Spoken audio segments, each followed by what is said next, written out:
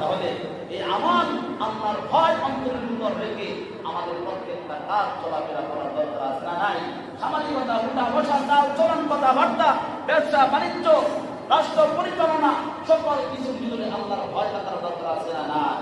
আল্লাহর ভয় কেমন হবে? এই যে সামনে পরীক্ষা আসতেছে আপনার সামনে 26 সালের মনে করে যে ফেব্রুয়ারিতে নির্বাচন, কেমন আল্লাহর ভয় তখন দেখা যাবে আসলে কি আপনি আল্লাহর জন্যই নাকি মাঝে মাঝে শয়তানের কাছে বিক্রি হন দেখা যাবে। আমি কোনো দলের পক্ষ হইয়া দালালি করার জন্য বসি নাই, বলবো না।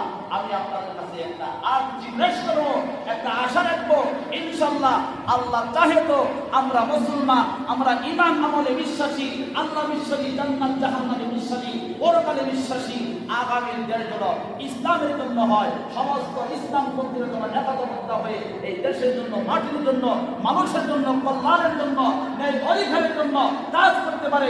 এই প্ল্যাটফর্মে আমরা এক হয়ে যাবো ইনশাআল্লাহ।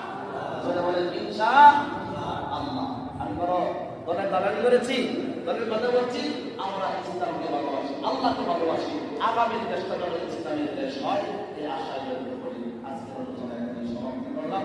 আল্লাহ পাক আমাদেরকে বোঝার, আমল করার তৌফিক প্রদান করে সবাই বলুন আমিন। ওয়া আখিরু দাওয়ানা আলহামদুলিল্লাহি রাব্বিল আলামিন। আসসালামু আলাইকুম ওয়া রাহমাতুল্লাহি ওয়া বারাকাতুহু। যারা সুন্নাত করেন না তারা কত তোমায়